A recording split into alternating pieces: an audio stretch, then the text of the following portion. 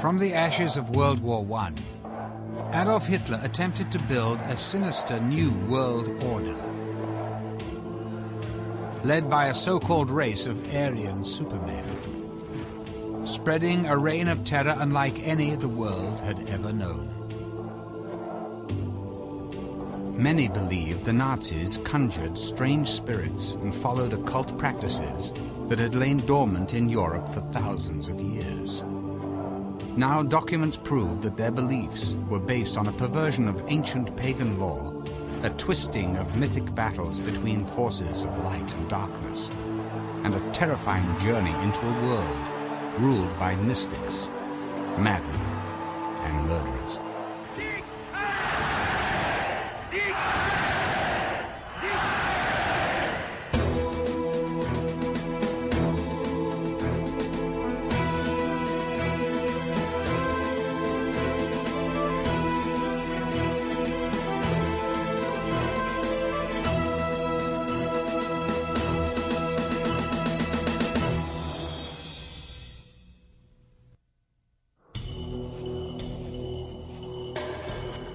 The Himalayas of Tibet. In the 1930s, the Nazis began searching the top of the world for evidence of ancient high priests who they believed were their blood ancestors.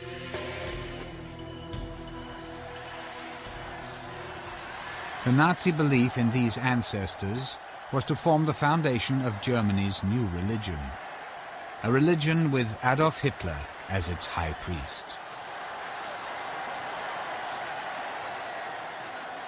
Inspiring Hitler's evil crusade was a belief that pure Aryan blood was being contaminated by so-called inferior races, and that once rid of foreign elements, a new race of Aryan supermen would rule the world.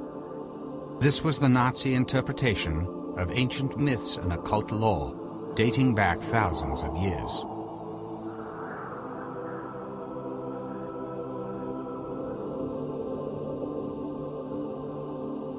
To prove their superiority, the Nazis would leave no myth or religion unexplored, in effect borrowing from any belief they could adapt to the Aryan cause.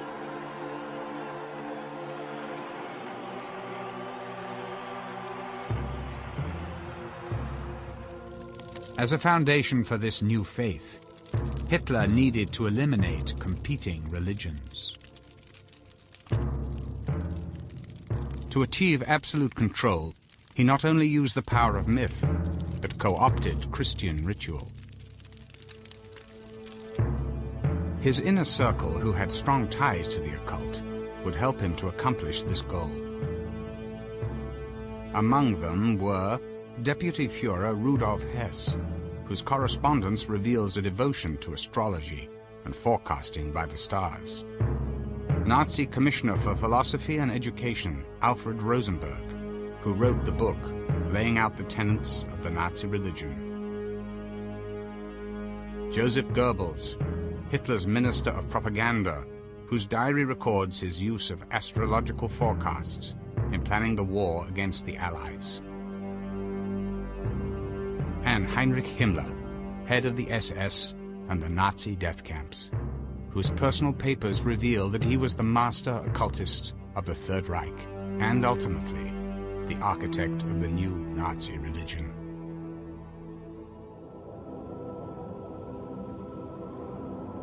At the foundation of this new religion was an ancient occult legend that tells the story of a continent somewhere in the North Atlantic.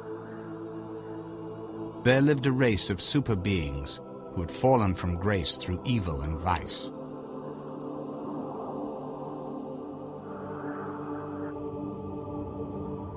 A great flood wiped these beings off the face of the earth.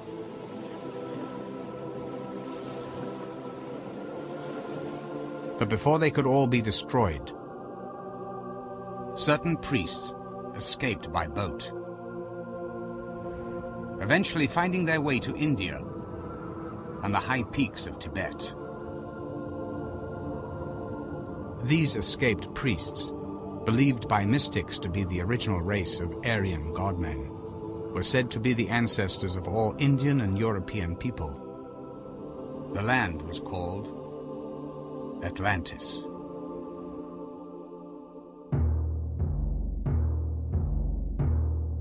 Certain German mystics claimed the Atlantis myth was actual history. Their proof that Aryans were the chosen people descended from the super beings of Atlantis, and that they had lost their powers by mating with mere mortals. In these theories lay the seeds of Nazi doctrine.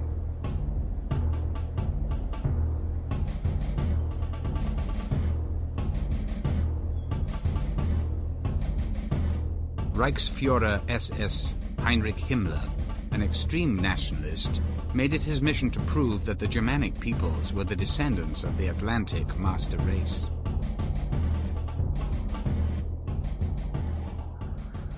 Nationalists, particularly those who believed in the superiority of the Aryan race, always had entertained the notion of a vanished island, a hidden world, some kind of utopia. Himmler may have thought it was in Tibet, and that this master race, the Atlantic master race, as Himmler liked to call it, might have been in the Tibetan mountains. Descendants would still be alive. Himmler believed the occult legend of Atlantis was true, that the mythical super beings of Atlantis eventually made their way from Tibet to northern Europe, and that their descendants became the Nordic or Aryan races.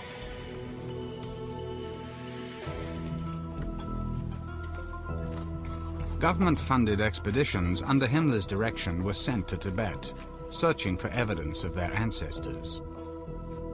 To document this process, Nazi researchers took this film footage. In 1946, in a post-war interrogation by the US Army, the SS scientist who led one of the Tibetan expeditions described his first meeting with Himmler. He said, Himmler mentioned his belief that the Nordic race did not evolve, but came directly down from heaven to settle on the Atlantic continent, and that ancient immigrants from Atlantis had founded a great civilization in Central Asia.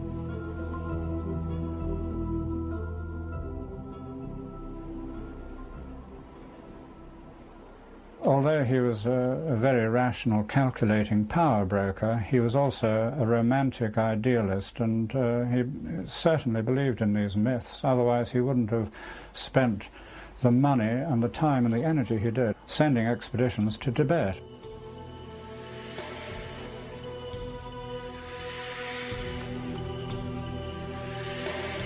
In Tibet, villages were subjected to full-body inspections by Nazi researchers, looking for what the party called Aryan physical traits. Narrow foreheads, long limbs, and angular features.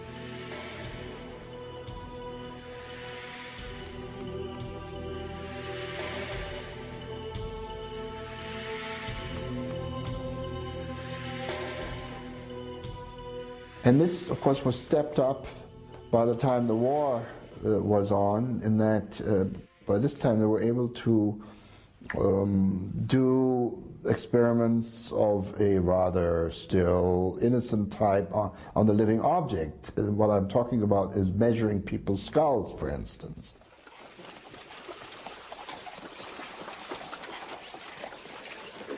The quest to prove the superiority of the Aryan race soon moved into the criminal.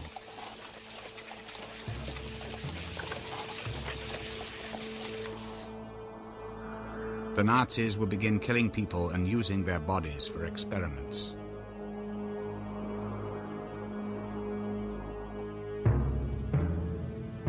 They believed that once they had proven that their ancestors were gods, it would be a simple step to recreate this race of Aryan godmen through selective breeding.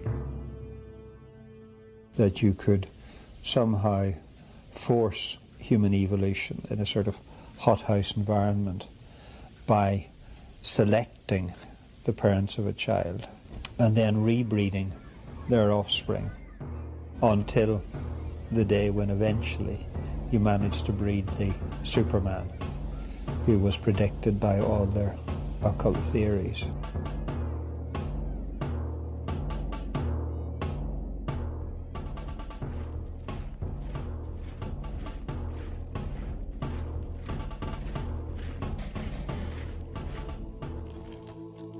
Hitler proclaimed, "Humanity accomplishes a step up every 700 years, and the ultimate aim is the coming of the sons of God. All creative forces will be concentrated in a new species. It will be infinitely superior to modern man."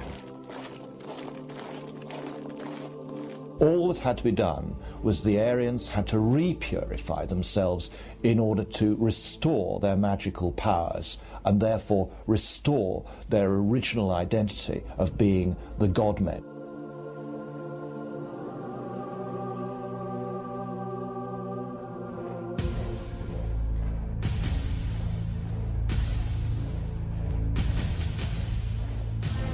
The breeding stock was Himmler's SS. He recruited only the strongest, best conditioned, and what he considered the best looking young men. Tall, blonde, and blue-eyed. These future warriors had to be well educated and only from families of pure Aryan heritage.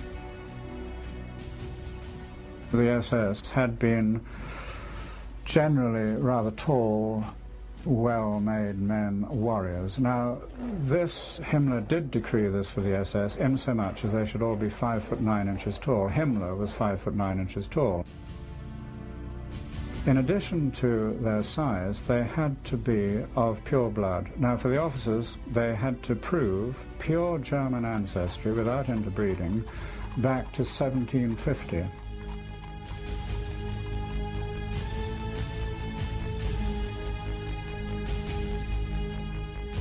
Himmler's SS, at one point 3 million strong, were encouraged to father as many children as possible, regardless of their marital status.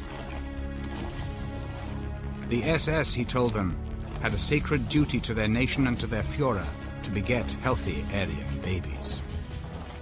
One of Himmler's ideas concerned polygamy. The only way in which he could breed the master race ever faster was by, in fact, instituting the practice whereby SS men would be able to take more than one wife.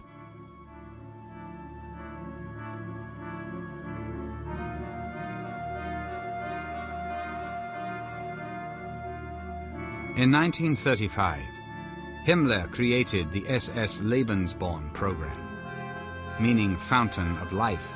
Lebensborn was designed to facilitate the birth, housing, and raising of as many pure Aryan babies as possible.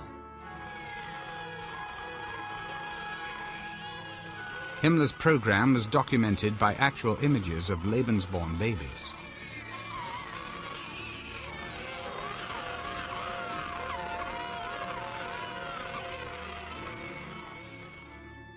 The SS Lebensborn was providing conditions whereby young girls could in fact be served by SS studs. He suggested that young Aryan girls in Germany who hadn't been able to find a boyfriend or a husband need not forego the pleasures of motherhood.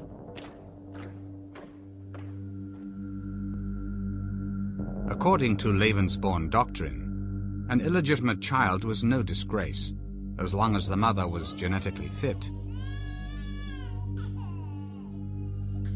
Women were thought to have only one function: to breed the children whose offspring the Nazi Party believed would become gods.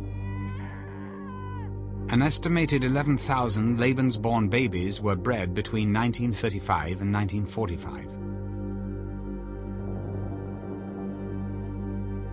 Most of these children never knew their parents.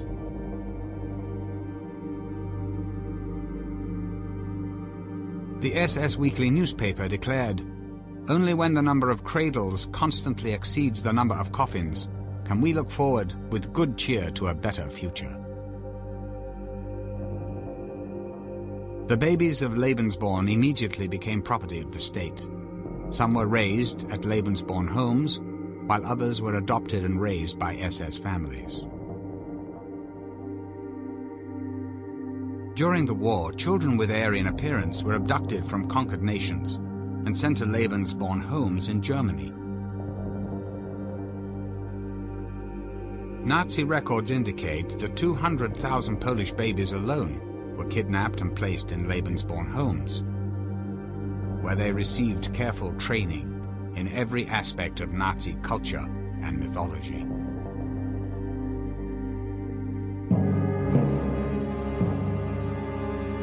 Long before Hitler came to power, these beliefs were flourishing against an already racist backdrop. There were many organizations in Germany and Austria around the turn of the century which blended racist ideology with occult practices. But their ideas became popular only at the conclusion of World War I.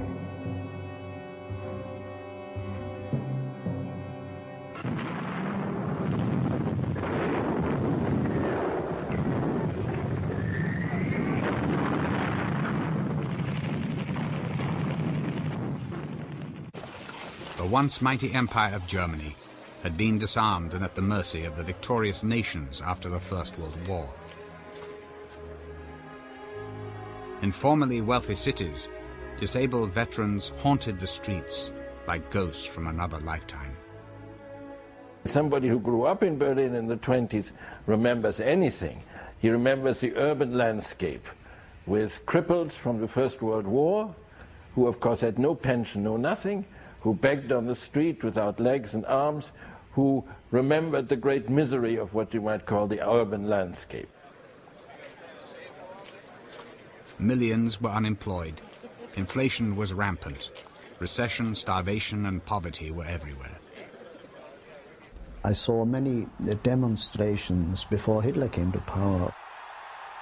Real demonstrations which arose from the suffering of the people, the mass unemployment and therefrom deriving poverty. And they were shouting slogans like, give us bread, give us work.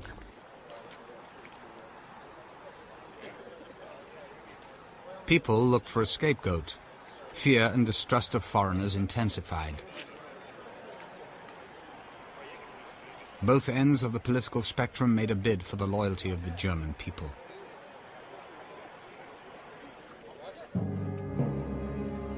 After serving with distinction in the First World War, Hitler was stationed in Munich, where it was his job to infiltrate left-wing organizations for the army.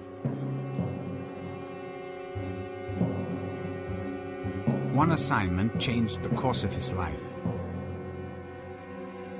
He infiltrated an organization that was a backroom political club called the German Workers' Party. But far from being the communist organization that its name implied, the party turned out to be extremely right-wing. Hitler liked what he heard, joined, and eventually became leader of the organization. Attending an early rally where Hitler spoke was a disillusioned war veteran named Rudolf Hess. He came back taking 3 steps by one jumping up and said, I saw one this evening, he's going to bring back Germany to the recommendation it had before the war, and this is the only man who was able to do it. Hess was convinced the dynamic orator he heard was the long-awaited Messiah, prophesied in German occult circles. With racist philosopher Alfred Rosenberg, Hess was a supporter of one of the more prominent groups, the Thule Society, which actively sought a Germanic Messiah and was dedicated to the revival of the so-called Aryan master race. Members practiced astrology, sun worship, and other occult sciences, thinking that this would help them reach their goal.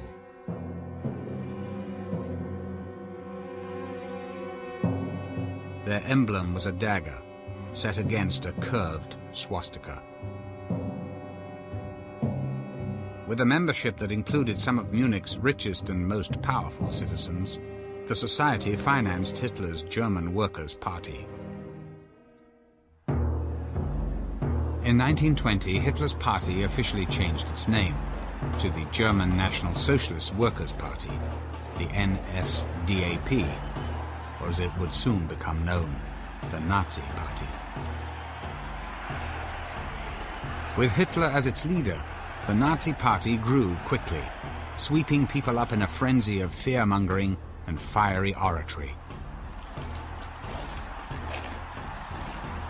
He gave them the strong, charismatic leader they'd yearned for since the war.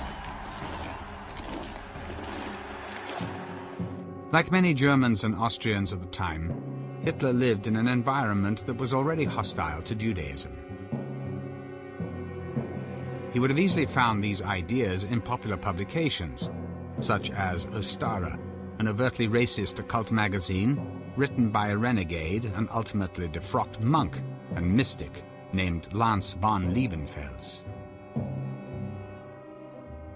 Ostara magazine was a good example of how Hitler would have picked up his racism and his anti-Semitism.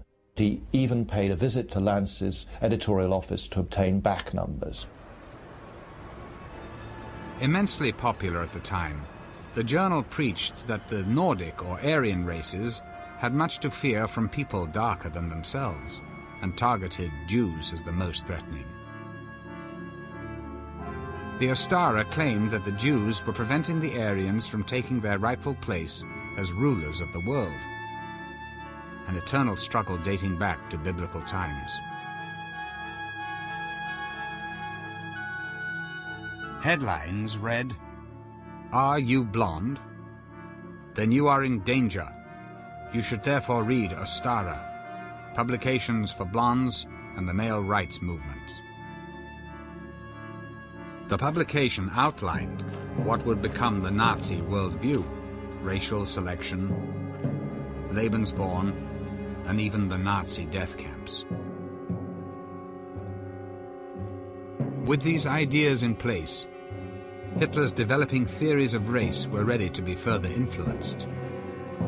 This time by Thule Society supporter Alfred Rosenberg, the racist philosopher and occultist who would eventually become the Führer's voice in spiritual matters. In his book, The Myth of the 20th Century, Rosenberg reinvented Germanic history and laid out the foundation for the new Nazi creed, the religion of the blood. He saw blood, particularly in a religious sense, as the determining factor. In other words, a church had to be a church of the blood rather than a church of faith or a church of belief. The blood tied together the Nordic races. So for Rosenberg, blood, racial stock, racial identity became the keynotes of this new ideology.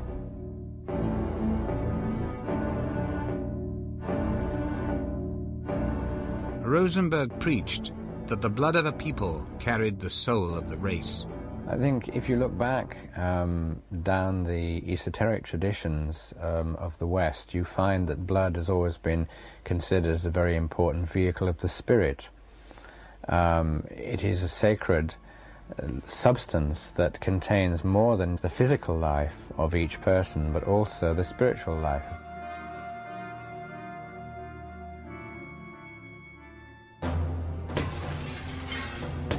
Nordic myth replaced the Christian Bible as the foundation of the new Nazi religion.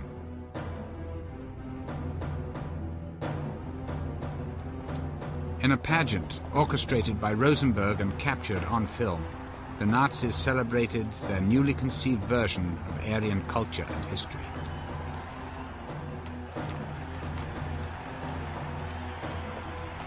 Rosenberg wrote, "Today a new mythos is dawning, the mythos of the blood, the belief that the godly essence is to be defended through the blood."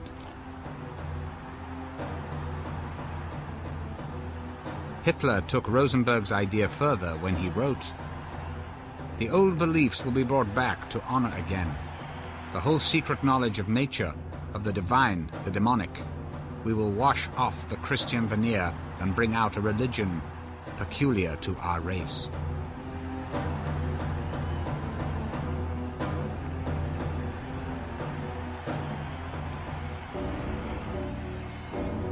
As a symbol for the new religion, Hitler chose the swastika.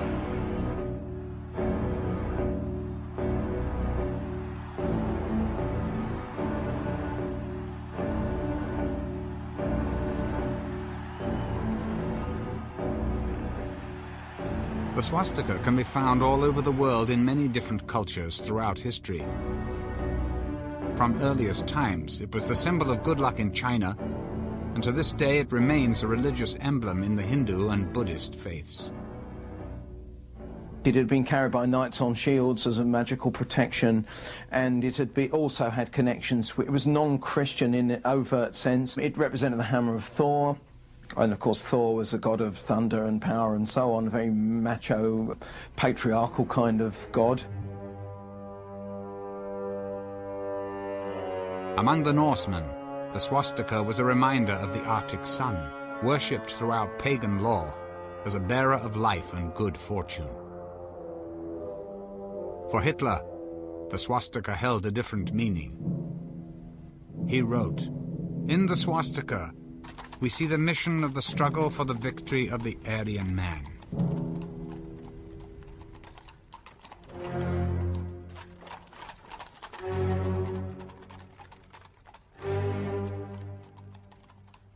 In the operas of Richard Wagner, Hitler saw victory reenacted time and time again. Questing knights, epic sagas of Teutonic traditions, and Norse mythology of warring forces of darkness and light were a common thread in German culture. Wagner gave these stories their most triumphant voice.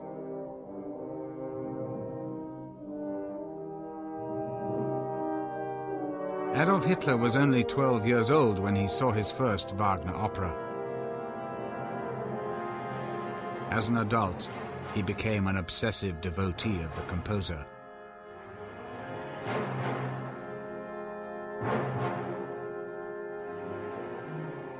Richard Wagner was the most singularly admired person in Adolf Hitler's life and career, ever. Wagner's genius for pageantry became an inspiration for the grandiose rallies Hitler would soon stage. Rallies where Wagner's music was often played. The music has the effect of a drug, completely eliminating the intellectual, the critical approach.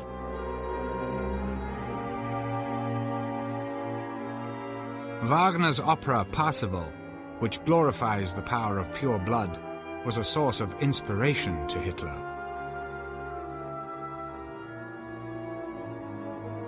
It is an epic retelling of the quest for the Holy Grail. According to legend, the Grail was a mystical vessel bearing sacred blood, and it promised unlimited powers to anyone who drank from it. It was believed the Grail could only be found by the purest of knights.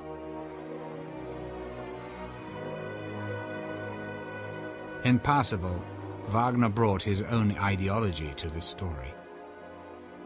Parsifal is proclaiming on one side, and this is very important, he proclaims compassion, but only compassion for the Aryan, for the selected one.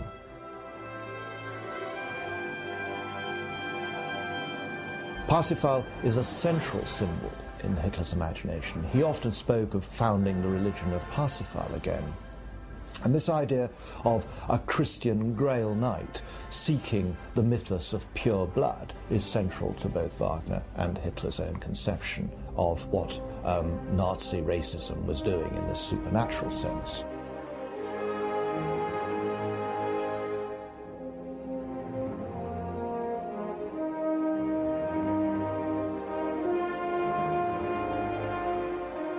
In 1938, Hitler commissioned this portrait of himself dressed as a knight.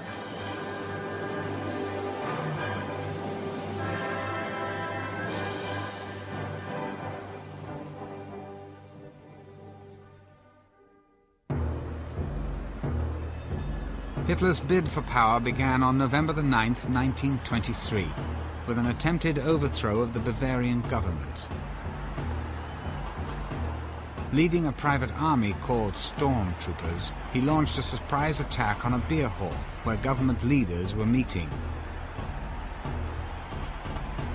With Hess and Rosenberg at his side, Hitler brashly announced the formation of a new government, then took to the streets, marching 3,000 stormtroopers through Munich.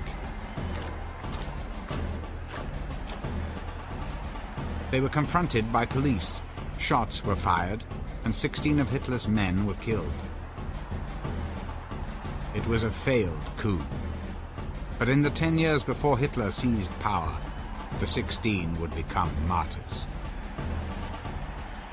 That time they were carrying a swastika flag, and this sort of fell with the people, and the blood of the dead got upon it. And a ritual arose whereby every new Nazi flag and banner was not empowered until Hitler had touched the flag against this flag.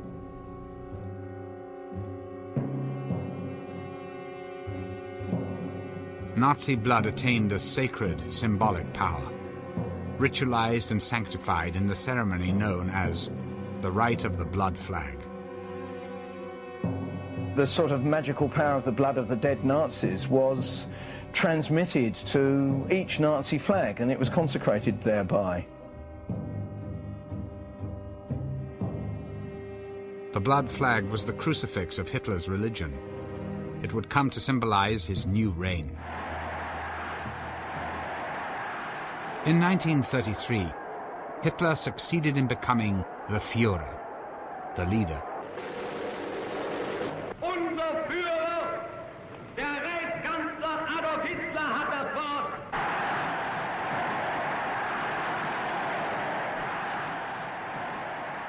A title which would come to resonate with religious connotations of the Anointed One, or even the Messiah. Adolf Hitler's time had come.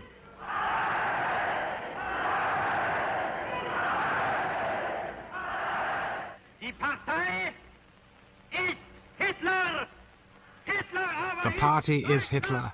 Hitler is Germany, and Germany is Hitler.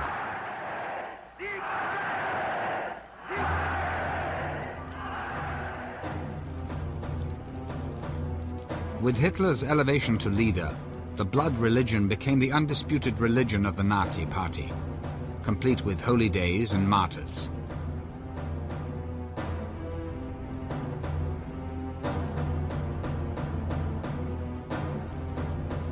Propaganda Minister Goebbels orchestrated a ritual in which the 16 Nazi heroes were honored as martyrs of the Reich, who died, were resurrected, then achieved eternal life. Goebbels assured that all Germans would partake in the ceremony by broadcasting it over loudspeakers placed on street corners throughout the country. Part of the message said, "The night of the dead march in. At midnight, a mystical, ceremonial play, the birth of the Reich. They fight, die, and are victorious, just as the Third Reich was founded."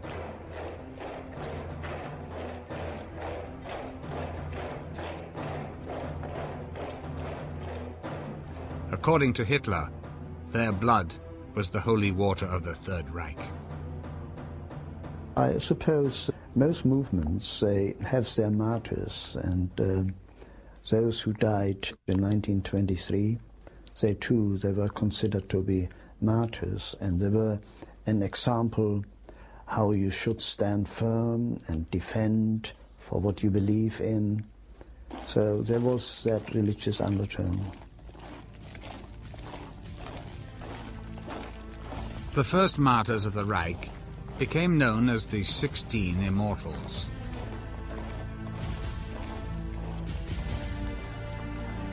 In Munich, the ritual began with a funeral march down the very streets where the Immortals fell.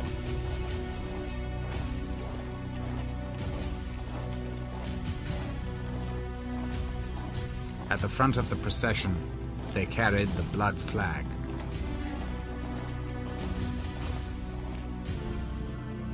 Along the route hung huge red flags bearing slanted Germanic runes, the ritual symbol of sacrifice from pagan law.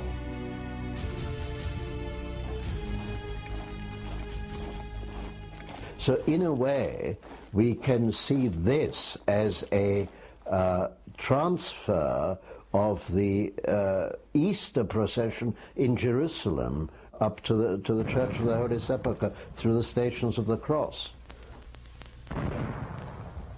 So there is an obvious copying of Christian ritual.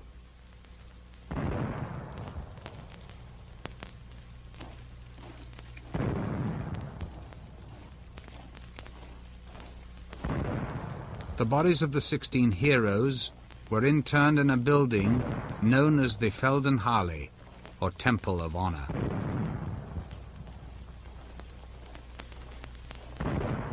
It would become a Nazi shrine.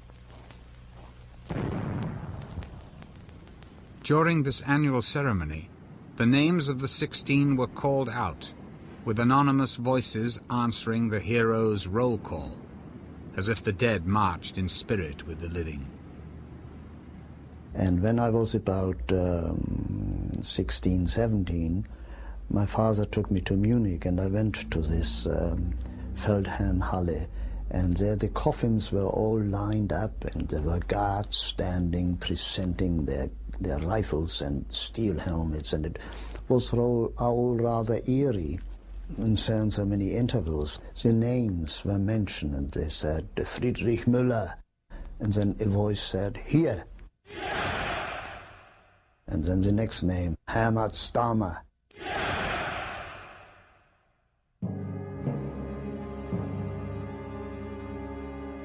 It was a religious ceremony.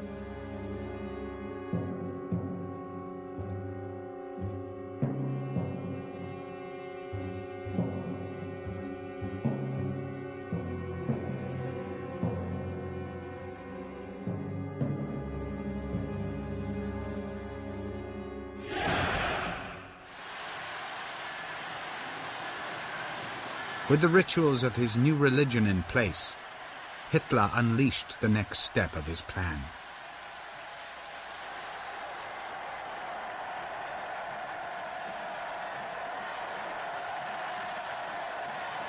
He wrote, "Force without spiritual foundation is doomed to failure."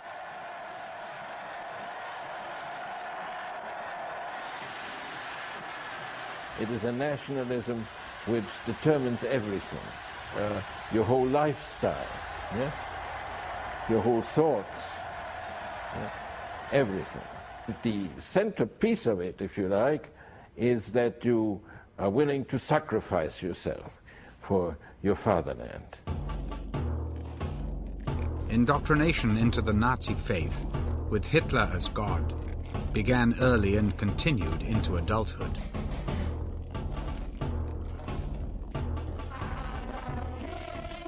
Adolf Hitler is our savior, our hero. He is the noblest being in the whole wide world. For Hitler we live. For Hitler we die. Hitler is our Lord.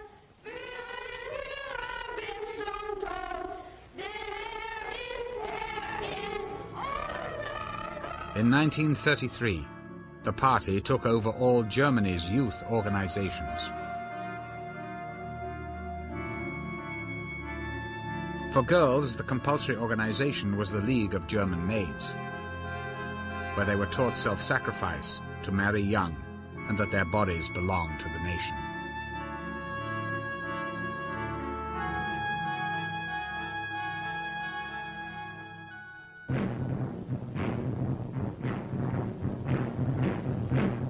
Ten-year-old boys became members of the Organization of Young German People. At 14, they joined the Hitler Youth, and at 18, the Nazi Party.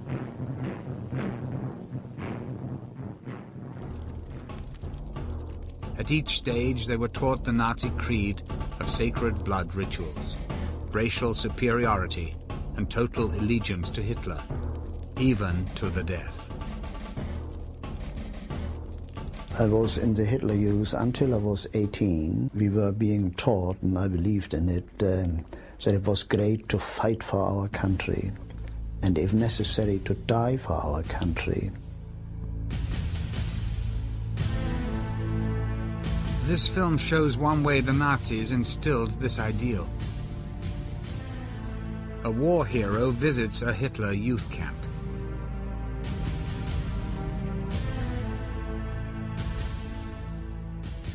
It was great to be told that you belong to the greatest race, the greatest nation on earth. I thought that because I was a German, that German blood was running through my vein, that made me superior to all the others.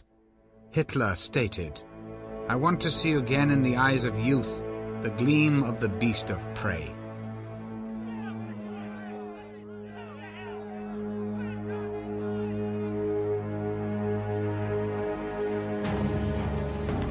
The Hitler Youth chanted a song of death. We are rising up to face storms of battle. A hero's death is our right. In other words, saying that a 17-year-old would be imbued with a notion that he can claim the right, it must be given to him to lay down his life to die for Führer and fatherland. You are nothing, your nation, your race is everything. At 18, cadets surrendered themselves to the Führer when they took a sacred oath. Ich schwöre, I swear, and we all had to repeat it, had to have our hands, our fingers in the air, to serve Führer, Volk and Fatherland, to serve Führer, Volk and Fatherland, like a big rumble around the place, to the last drop of our blood, to the last drop of our blood.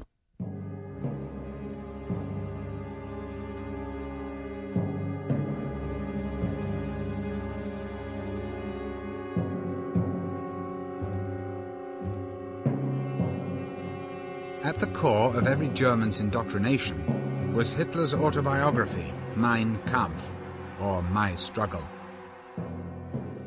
In it, he outlined the philosophy of the plans for a 1,000-year Nazi reign. Mein Kampf became the Nazi Bible. I thought it was the greatest book ever written. The Bible is nothing as compared with that. And I still can quote from it now. And I mean, I've read it more than 60 years ago. In conjunction with Mein Kampf, the principles of the blood religion began to form the basis of Nazi policy. Forced sterilization laws were enacted. Even Aryans were investigated for hereditary diseases. Ailments ranging from tuberculosis and epilepsy to alcoholism and depression were cause for automatic sterilization. Over 400,000 Germans suffered this fate. Hitler rationalized. The demand that defective people be prevented from propagating equally defective offspring is a demand of clearest reason, and if systematically executed, represents the most humane act of mankind.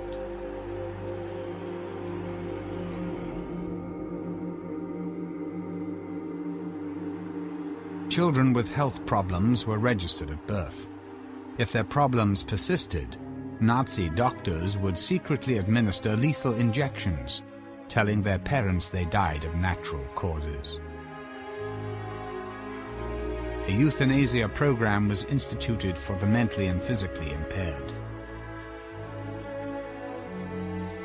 Propaganda films claimed these were acts of kindness, freeing trapped souls from tormented bodies. By 1935, Hitler had created the blood laws, which made it a criminal act for a pure German to marry or even have sex with a Jew. And German Jews were stripped of their rights as citizens.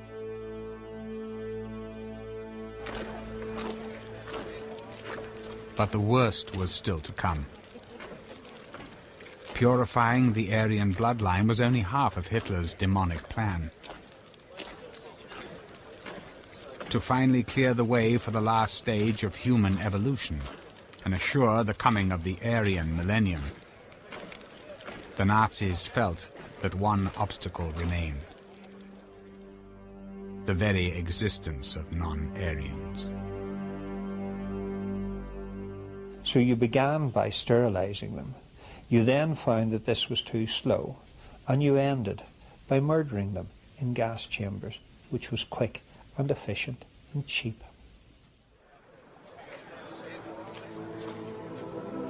Hitler wrote, "The gravest and most ruthless decisions will have to be made, a barbaric measure for the unfortunate who is struck by it, but a blessing for his fellow man and posterity. The passing pain of a century can and will redeem millenniums from sufferings."